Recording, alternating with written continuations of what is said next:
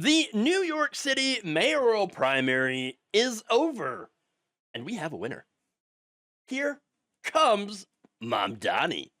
That's right, the 33-year-old Democratic socialist Zohran Mamdani has won the New York City primary election and will be the Democratic candidate for mayor. That is awesome. That is defeating the much well-known and much better funded Andrew Cuomo,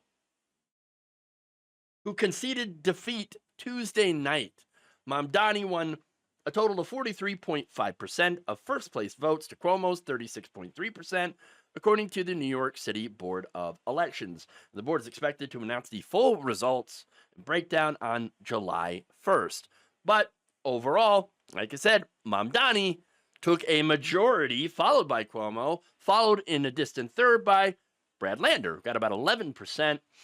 Now, what's interesting is that you had Mamdani and Lander cross-endorse each other because ranked choice voting.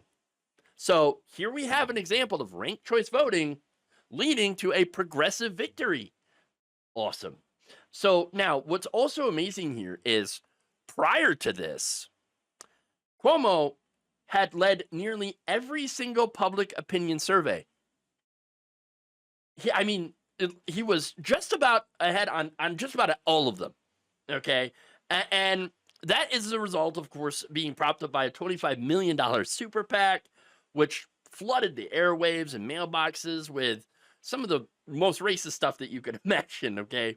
Anti-Mamdani and pro-Cuomo messaging. And what do I mean by that? Well, going after his background, he's an Indian Muslim, and that, anti-Semitic, scary socialist. He's going to destroy New York City. And by the way, that has absolutely continued. And so, that's what's going on here. Good guy, he's going to destroy New York City. How? By freezing the rent? Oh, no.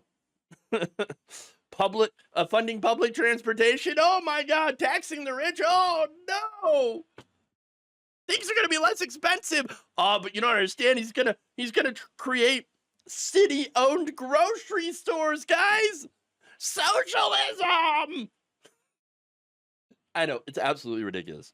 Look, obviously, Mamdani's message resonated with people who were sick of the high prices, high cost of living in New York City.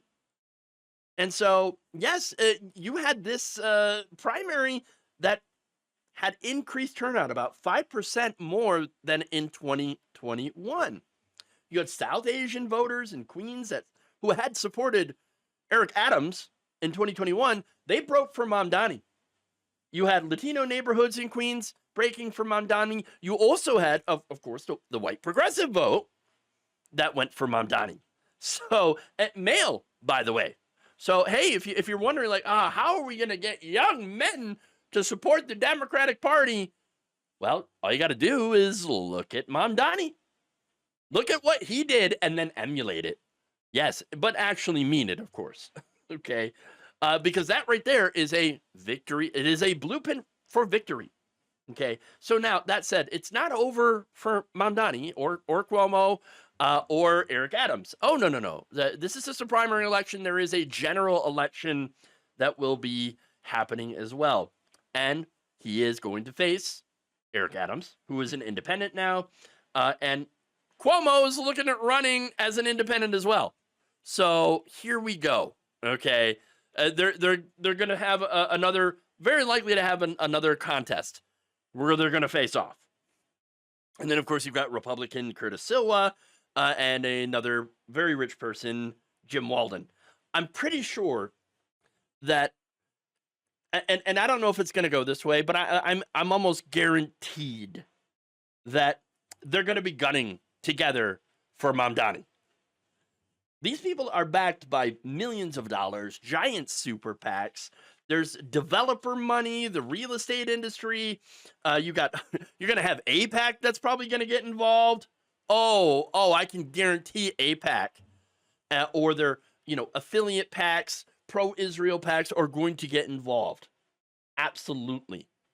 And so you're going to see all of this money in this general election race. And so Mamdani, yes, he got through that primary, and that is a very difficult thing, especially in a Democratic primary.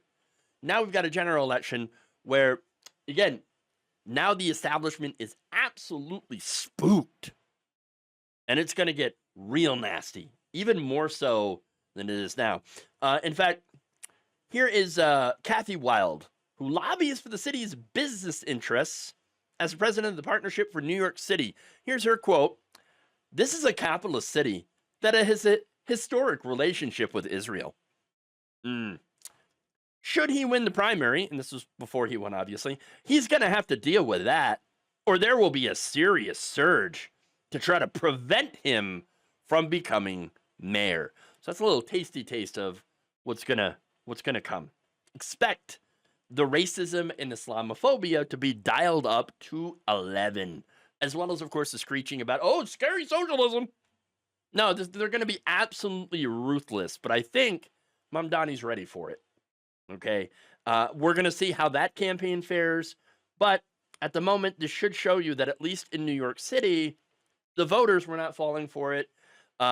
Primary voters, they're tired of the establishment. Cuomo is absolutely the face of the establishment. He resigned in disgrace for being a sex pest and was still, by the way, endorsed by some of the worst people imaginable. Laura Loomer endorsed Cuomo. I kid you not. And along with that, Bill Clinton. You have Bill Clinton endorsing Cuomo, Jim Clyburn endorsing Cuomo, Richie Torres, former Mayor Michael Bloomberg, all of these corporate hacks lining up behind Andrew Cuomo against Mamdani. So, but here's the kicker about that, right? 40% of Cuomo's top endorsers came from people who have publicly condemned him back in 2021 after he was accused of sexual harassment, okay? Sexually harassing 11 women and covering up COVID-19 nursing home deaths. So there you go. I mean, for example, I've got names, Adriano Espaillat, Farrell Lewis, and Rodney's Bichot Hermelin. Apparently those people would rather have a sex pest. And again, they criticized Cuomo and wanted him out in 2021, but now they're like, no, let's get him in to avoid the scary socialist. They would rather have the sex pest that killed grandma as their mayor instead of a 33-year-old Democratic socialist progressive. And so chew on that for a minute. By the way, speaking of people who supported Mamdani, AOC, Bernie Sanders, two of the most popular politicians in the country. And then, of course, you had former DNC co-chair David Hogg, who on Monday, by the way, but right before the primary, posted this, quote, "The same establishment that is spending millions to destroy Zohran will say in a few months that we need to spend millions on polling and testing to win back young people. Open your goddamn eyes. It's free." He's right, though. He's right. Like him or not, the fact is that you don't need posters and focus groups to tell you what you should already know. That if you actually support policies that help average people, average voters, turns out you might actually win. Crazy. I know. Thank you for watching. If you enjoyed this video, please like, share, subscribe, hit the bell icon in order to get notified whenever a new video is released. And if you want to support independent, progressive media through this difficult time where it seems like everybody is shutting down, you become a member on our YouTube page, you become a subscriber on Facebook, or you can go to my Patreon. It's patreon.com/Jeff Waldorf. Thank you.